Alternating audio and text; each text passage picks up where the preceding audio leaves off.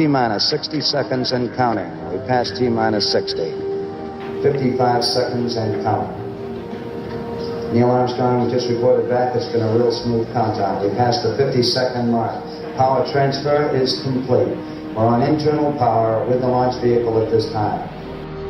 40 seconds away from the Apollo 11 liftoff. All the second stage tanks now pressurized. 35 seconds and counting. We are still go with Apollo 11. 30 seconds and counting. Astronauts report it feels good. T-minus 25 seconds. 20 seconds and counting. T-minus 15 seconds. Guidance is internal. 12, 11, 10, 9. Ignition sequence starts. 6, 5, 4, 3, 2, 1, 0. All engine running.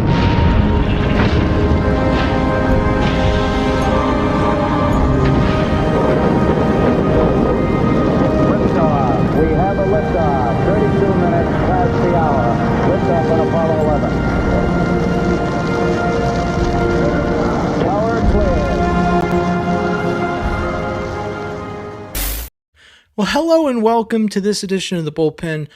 As always, I'm James Roy. Tom is at a Dynamo game, so he will be supporting there. It wasn't a good look when I last checked the score. I think it was like 3-0. But Tom's out there supporting, making sure the Dynamo felt seen, and I appreciate that. So shout out to Tom. Well, he'll be back next week, but let's talk Texans. Let's do it.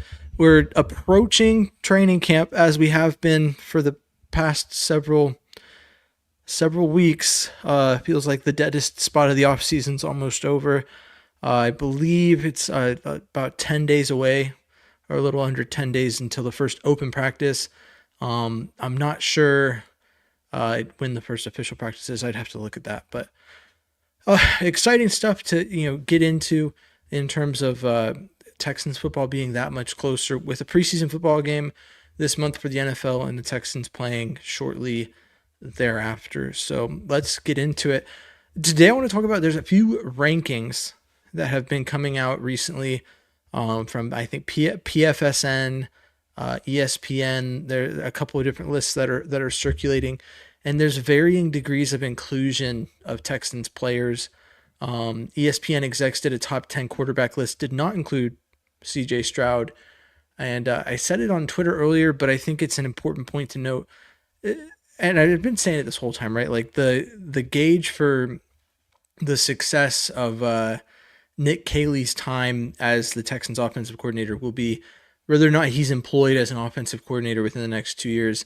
And the biggest thing he's going to need to do is overcome this CJ Stroud was overrated for his rookie season narrative that's been floating around.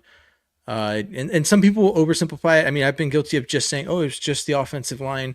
There's a little more to it, a little more nuance to the Texans' struggles this past season.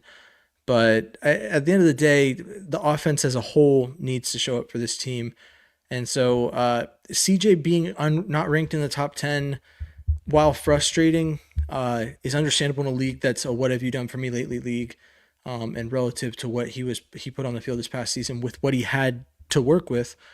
So I'm not necessarily tripping it. Now, let's talk about PFSN. A top 100 players entering 2025 list was put out on their part, and no CJ Stroud in sight. So the players that made it, we got CJ Gardner-Johnson at 45. All the Texans players that made it were top 50. Jalen Petrie at 42, Daniil Hunter at 41, Nico Collins 39, and then Derek Stingley at 10. I think even Nico Collins was a little underrated there. Everyone else, I think is just about right. But not including CJ Stroud in the top 100 players in the NFL going into 2025, that's a decision. It's certainly not one I would have made. And I think it just, like I said, it shows that everyone who doesn't cover the Texans, who is just watching the league in general and has a passive opinion about CJ Stroud is just going to say, well, he's maybe top 15, but I don't even know, is kind of where we're headed with the general public consensus. And you look at it, you watch the Texans play this past year, and you could almost make sense of it. I mean, CJ had his hand in what was going on, but I think when you look at it, all the root causes, everything that leads to the offense not performing at the level it should have, I think it kind of exonerates CJ Stroud of his, his role in what the Texans offense was. CJ wouldn't tell you that. CJ would just say, my bad, got to be better moving forward. But I mean, the simple fact is that it's not just the offensive line, but it was more on the offensive line, more on scheme, more on poor coaching than it was on CJ's ability to show up week in and week out for this Texans team. So I am a little shocked that he's not included in this top 100 list, especially considering that the Texans had him featured in other lists throughout this offseason. And to be fair, like I talk about him not being in top 10 ESPN list. He wasn't like, I don't think they ranked past him, but I can't imagine he was super far off that list.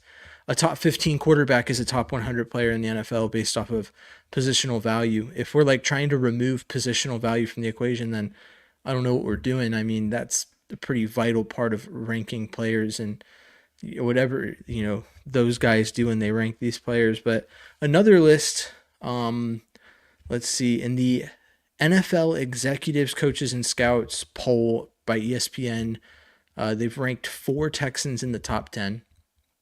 And that is Joe Mixon, number 9 in running backs. And this is not overall, this is per position. But Nico Collins, 8th at wide receiver. Danielle Hunter and Will Anderson, 9th and 8th, respectively, at defensive end. Which there's something to be said about who's included in front of who.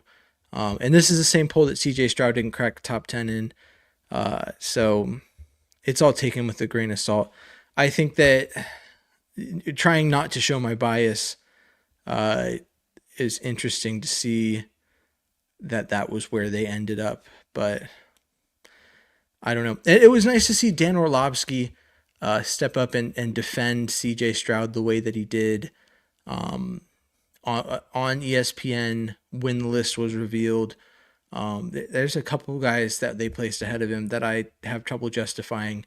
And I think maybe it's like reputational. Like you look at Baker Mayfield, former first-round pick, career revival. Suddenly it's justifiable to put him, as a number 1 overall pick in the draft in that position. But at the end of the day, I struggle a little bit with justifying, that in my opinion. But here, let me see. I'm sorry. I can't look at the Instagram comments. I'm trying to see them. Oh, maybe Instagram's not live. Oh, there it is. But yeah, so not surprisingly, no offensive lineman cracked that list. I'm trying to think. Linebacker? I don't. That's the thing. The Texans is the linebacker position is so weird because I feel so confident in the linebacker position, but I also just don't see any star power there. It's kind of like not like, so I thought the Astros kind of got robbed because there was a couple players that could have made the All-Star game, but it kind of like how the Astros had no players in the All-Star game, but you felt like the group was really good, and they showed it. So Azeez Al-Shaair, I don't think is a top 10 linebacker. Henry To'oTo'o, you're not fielding guys that are consensus or even really in the conversation for top 10 at linebacker. But other guys on that defense, Jalen Petrie, I thought, obviously ranked as a top 100 player. I think it's just weird trying to gauge which lists, which rankings he should be on. As a nickelback that's really a safety, but really a star safety, but really kind of plays the role of a linebacker, but is also kind of a cornerback. Like you could, if they're just ranking DBs in general, I think that he's really valuable. I don't think he brings enough value to merit consideration in that conversation. There are plenty of top tier DBs that probably deserve that a little more than him. As good as he is, as much value as he brings to this Texans defense. But I mean, other positions, tight end. If Dalton Schultz had played the way he's supposed to, he's a top 10 tight end. And I still have hope that Nick Caley can revive that and bring that out of him again. And then, I mean, realistically, we caught all the people that are supposed to be in the top on that list. So I feel good about it. Let me see. Got a bunch of people joining and leaving it on Instagram, but no one's commenting. If you guys have anything to say, feel free to pop in the comments. So we don't have our usual fare here. But if you have anything you'd like to hear about, in this moment, I'd like to say, over on Twitter, be giving away 2 training camp tickets for the 26th. I want to say it is. I believe it's a Saturday. So if you are in Houston and trying to gain some training camp tickets, those will be given away over there. So stay tuned for that. And I'll put that out on the broadcast channel to make sure everyone knows about it. But yeah, I mean, my thoughts are very heavily with, are very heavily dwelling on like Nick Caley and what he brings to this Texans offense and if it's going to work. Just kind of looking, and I think that we could say, as much as people will say it hinges on the offensive line, I've said that at points, or whatever part of the offense you want to point to. I think that there's two people in general that the onus rests on for ensuring the Texans have a quality season this season, and that is Nick Caley and Cole Popovich, OC and O-line coach, that are going to bring home the chip if there ever was a hope for it. Those are the guys. Sorry guys, I'm a little flustered right now. But let's see. I saw a video the other day about the 2012 Texans offense. Someone was rattling off the lineup, and I thought it was interesting. And if there's anyone in the chat that wants to comment on this, you can. But I'd be interested to see if anyone thinks that the offense the Texans have right now could be better than that offense, if the Texans have had a better offense than that one in their history. I'd say, I think the closest we've gotten is the 2023 offense, when Bobby Slowick wasn't figured out yet. I mean,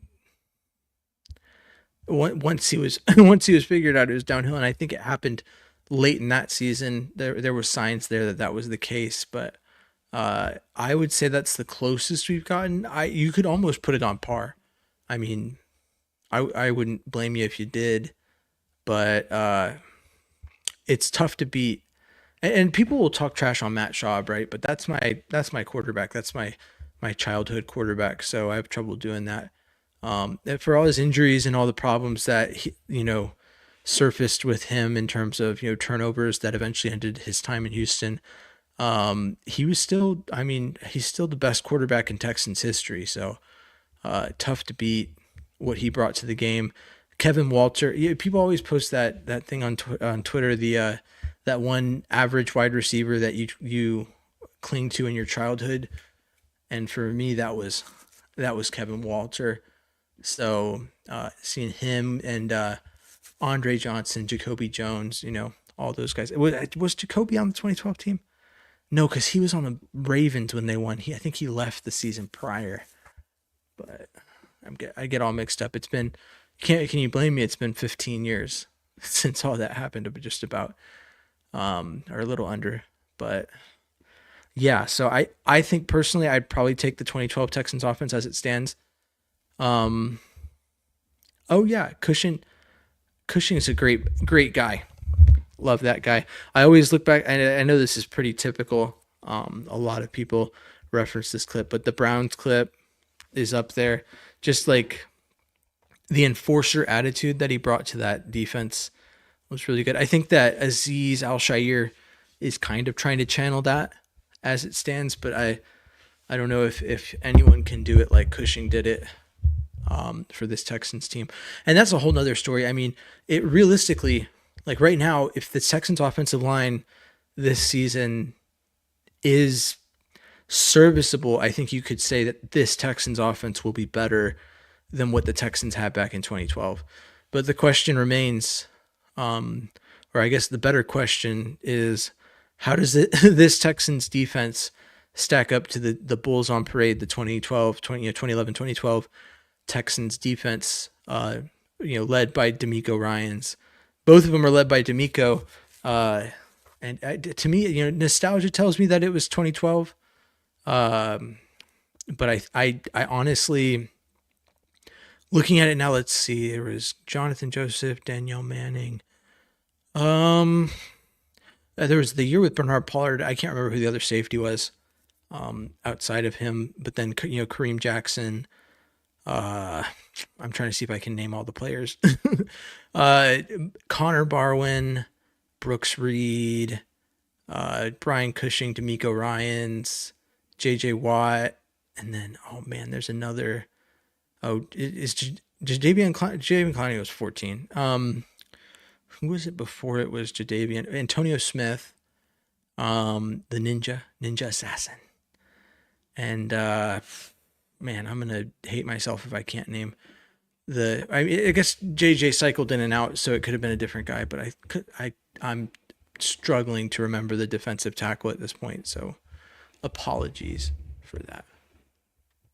What is going on out there?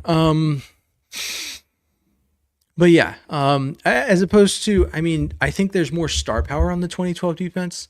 I think that more consistently across the board, there was some big names in their own right.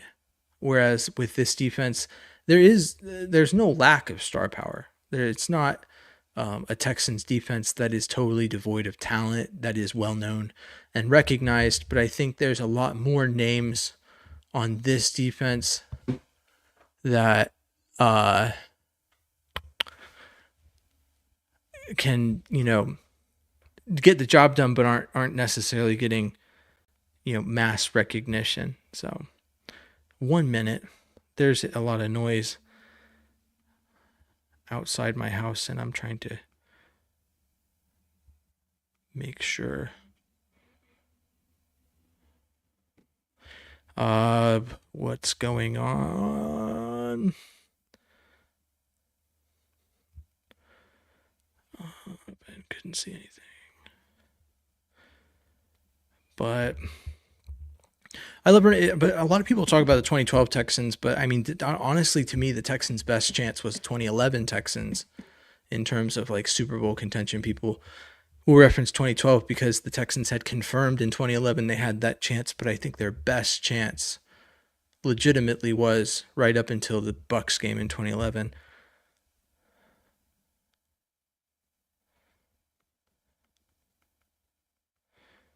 Let's see, sorry.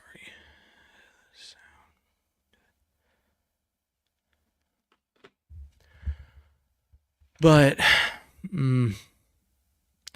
those were the days. And I feel like one of the reasons I really like this Texans team right now is because it reminds me of that stretch in 2011 and 2012. And I'm just like really hoping that it doesn't